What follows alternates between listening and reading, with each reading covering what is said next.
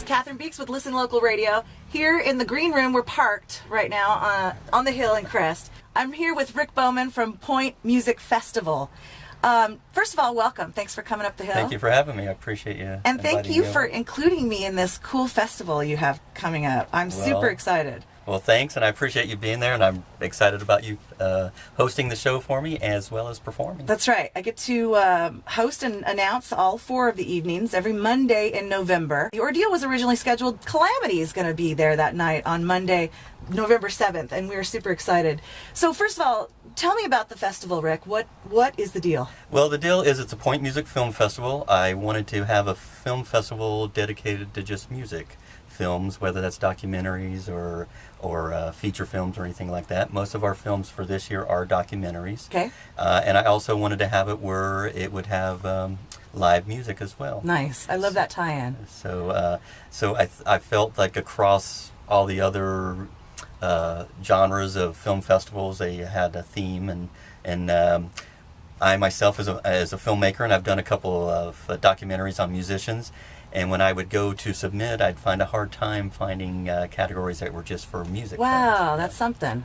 So, musicians are such colorful characters. You think that would be like the fodder of many tales.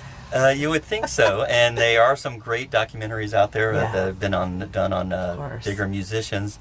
But as far as the film festivals go, you take away South by Southwest and a couple of those that specialize in talking about music. But there's not too many that I found that specialize, just had a category for music documentaries or music films. Have you done these festivals before?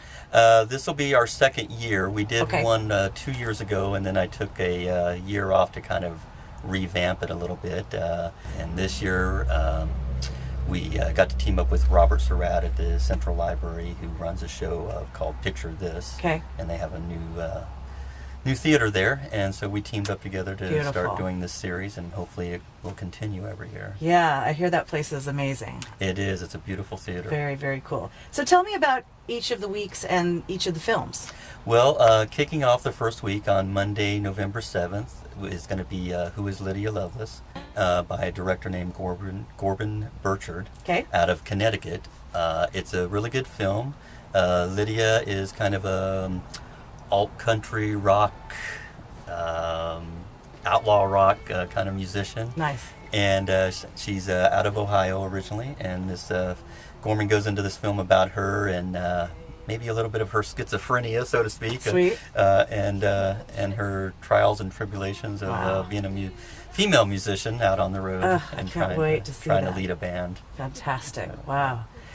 And the 14th? Then on the 14th, we have a film from a Spanish filmmaker called Midnight Sun. And his name is Javier Sambarasas. Okay. I believe I pronounced that right. All right. Hopefully. Javier did a film. He was a musician at one time and then went into filmmaking.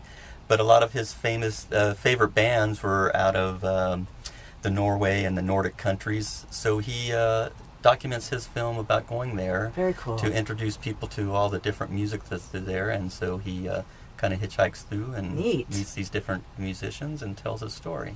And our own Ezekiel J. will be opening that film that evening. And I'm looking forward to that as well, yes. He's great. And the 21st? The 21st, we are doing 2 short films. Okay. The first one is called Bridge Music. It's by a director out of New York, Andrew Porter. And he did a film on this gentleman that was a percussionist that lives kind of up in the mid-Hudson Valley area. Okay. And he sampled all the sounds for this CD off of the bridge. The whole album is sampled from the bridge going across there. So it's a really interesting film. I bet. And then the second film is called Better Than Dog, and that is out of the country of Georgia. Okay. By a filmmaker, Constantine, and I'm going to look up his name here just to make sure I try to pronounce it correctly, Kalandazi. Okay. And he follows a musician named Guy, who about 10 or 12 years ago in the 90s, maybe longer than 10 or 12 years ago, but 15 years ago, actually got a recording contract in Britain and kind of was getting some some recognition for that. Right. And his kind of story, his his manager that got him all signed, had all the paperwork, kind of disappeared on him. And so he went back to Georgia, but it's kind of his story where really he's just wanting to make music for the sake of making music for himself. And so it's a nice short film about a day in his life and what he's trying to do.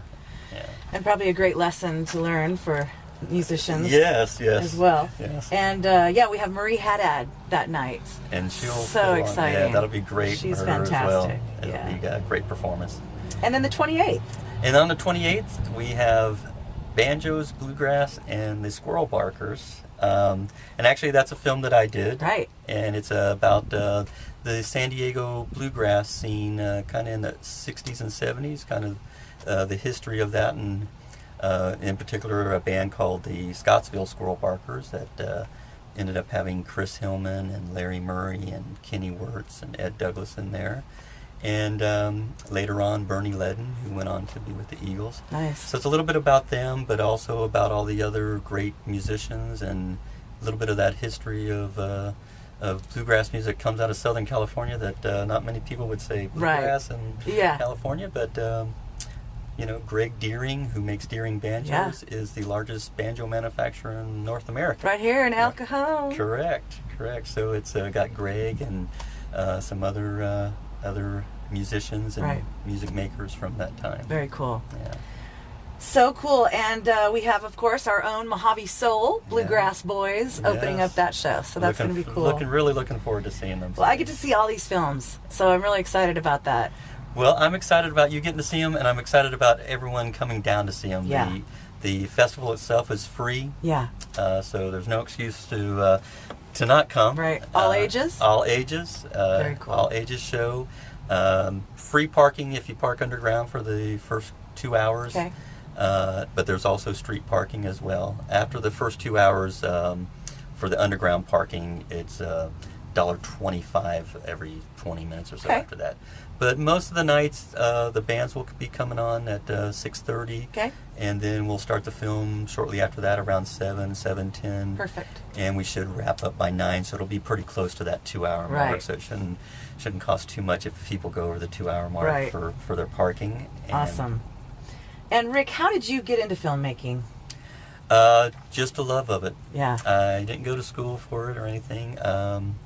I just always enjoyed films, and especially documentary films. Yeah. That's kind of what I try to make. Mm-hmm. So actually, later in life, I decided to do that. As I got into my early 40s, I said I'm going to make a film. Nice. And so this will be my third documentary film that I've made, and then I've also worked with some other friends on helping them do theirs. What are the other two that you've made? I worked with another filmmaker here in San Diego, Bill Perrine, on It's Gonna Blow, about the early underground music scene here in San Diego from 1985 to 1995. Oh, wow. And then I've also worked with a filmmaker out of Minnesota that did we went to Montana and worked on a film with him about an acoustic duo called Story Hill. Awesome. I worked on that, and then just with some other documentary films not related to music that I've worked on as well. Right. Very cool. Love it. Well, can't wait to check out your work and the work of these other directors. Will they be there, do you think, all of them? Unfortunately, no. Okay. Especially for the two films that are out of Georgia and Spain. We were hoping to get some of the other directors to come out. Unfortunately, this year we just don't have it in a budget to help fly them out. They were East Coast based, New York and Connecticut. And but as we move further on next year, we hope to have a little bit of sponsorship and they have some money to help do that. Sure. Yeah. Folks can get information at pointmusicfest.com. Correct, and also on the Facebook page at Point Music Facebook, Point Music Fest. Trailers for the films. Trailers for the films are up there. Cool. They can also go to backyardgreenfilms.com, which is my company, and there's some of the trailers up there and a link to the festival as well. Sounds good. Awesome. Thank you, Rick, so much. I look forward to seeing you. November 7th is the first one. That's Monday, 6:30 p.m. Get there. Hear a little bit of Calamity as we open up for Who is Lydia Lovelace, and of course get the rest of the information at pointmusicfest.com. Thanks, friend. Thanks, Cathryn.